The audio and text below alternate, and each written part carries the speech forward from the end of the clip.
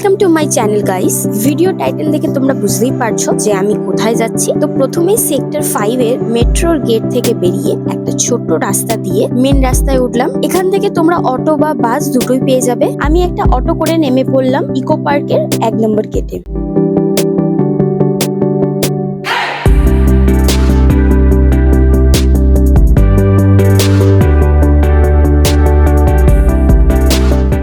নেমে আমি এখানে কোথাও ইকো পার্কের গেট খুঁজে পেলাম। তাই আমার মতো তোমরা যারা নতুন এখানে আসতে চাইছো, কেউ 1 নম্বর গেটে নেবো না। 3 কি 4 নম্বর গেট হলে আমার মতো তোমাদের হাঁটতে হবে না।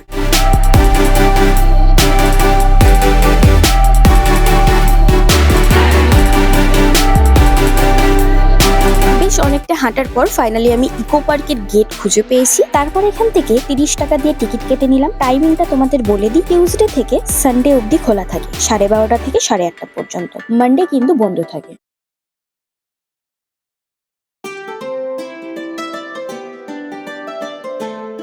তো টিকিট কেটে ঢুকে পড়লাম ইকো পার্কের ভেতরে। সেদিন ওয়েদারটা ছিল বেশ দারুণ, হালকা মেঘলা মেঘলা আর একটু একটু রোদ, আর ভেতরটা এত গ্রিনারি আর সেই দৃশ্যটা আলাদাই লাগছিল। অনেকদিন পর খালি পায়ে ঘাসে হাঁটছিলাম। ঘাসগুলো এত সুন্দর লাগছিল, আমার আর জুতো পরতেই ইচ্ছা করছিল না।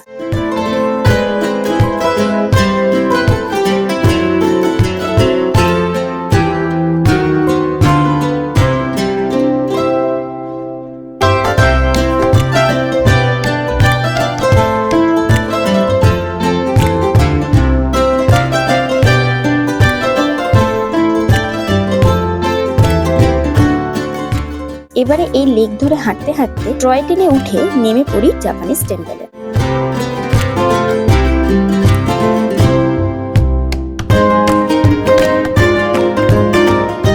প্রথমে টেম্পেলে ঢোকার মুখেই তোমরা দেখতে পারবে এরকম বাঘের মতো কিছু মূর্তি। এগুলোকে বলা হয় 4 ডগস। এরা মন্দিরকে রক্ষা করে এবং বিশ্বাস করা হয় যে কোনো খারাপ আত্মা বা অশুভ শক্তিকে এরা মন্দিরে প্রবেশ করতে দেয় না।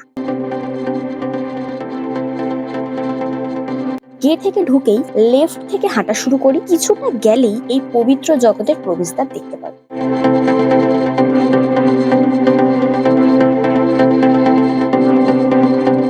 তার পাশেই বেশ কিছু বুদ্ধার মূর্তি। এগুলোকে বলা হয় স্মল বুদ্ধা। এগুলো বিভিন্ন ধরনের মানুষের প্রতীক হিসেবে তৈরি করা হয়েছে। আর ভালো করে দেখলে তুমি এর মধ্যে তোমার নিজের মতো কাউকে খুঁজে পেতে পারো। আর এটাও বলা হয় রাতে নাকি এগুলো জীবন্ত হয়ে ওঠে।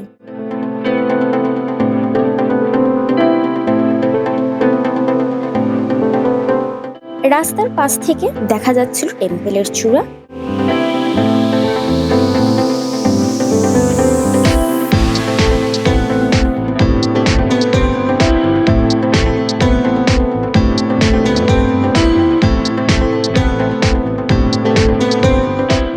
তারপরে এই সুন্দর জায়গাটার ভেতর থেকে চলে গেলাম টেম্পেলের কাছে।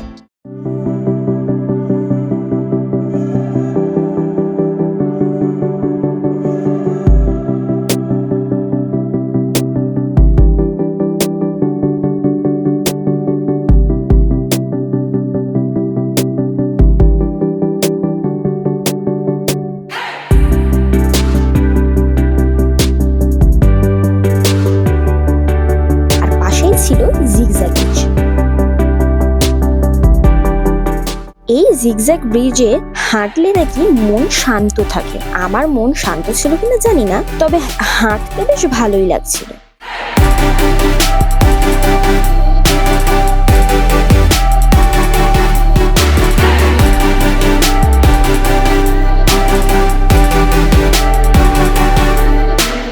তারপর দেখতে পাই ব্যাম্বু লাইট আর মুন গেট। বলা হয় এই মুন গেট থেকে যদি কোনো নিউলি ম্যারিড কাপল হাঁটে, তাদের ভাগ্য আর জীবন নাকি শুভ হয়ে থাকে।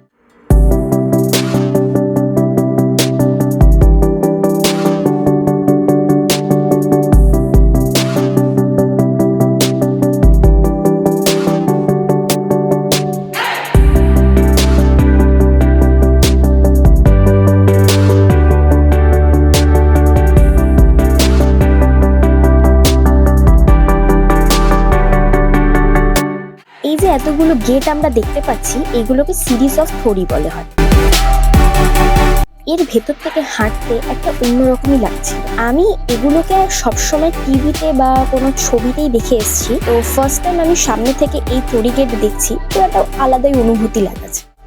আর জাপানি কালচারদের কাছে এই টরি গেটগুলো খুব কিন্তু ইম্পর্টেন্ট। এইগুলোর এক একটার কিন্তু গেটের অনেক মিনিং আছে। এতক্ষণ আমরা টেম্পলের বাইরে ঘুরলাম, এখন ভেতরটা ঢুকে দেখি টেম্পলের ভেতরটা কিরকম।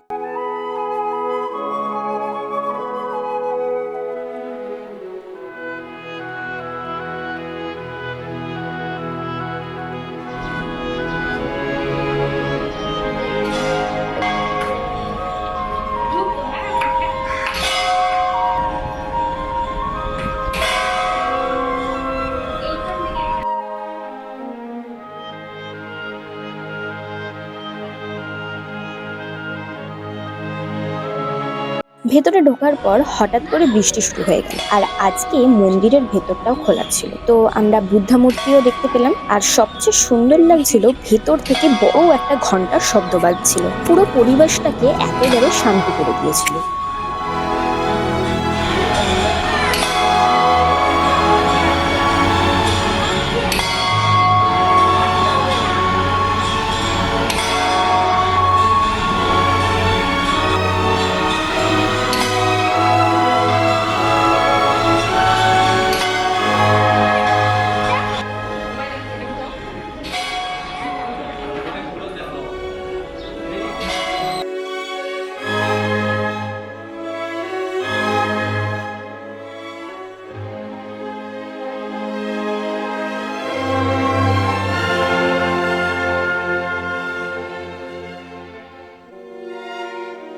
তো এই ছিল আজকের জাপানিজ ফরেস্ট ঘোরা। এমন শান্ত পরিবেশে সময় কাটাতে বেশ ভালোই লাগলো। আশা করি তোমাদেরও ভালো লেগেছে। তো দেখা হবে আবার নেক্সট ভিডিওতে। আর আমার এই ভিডিওটা ভালো লাগলে তোমরা অবশ্যই সাবস্ক্রাইব করতে ভুলো না। তো আজকের মতো টাটা।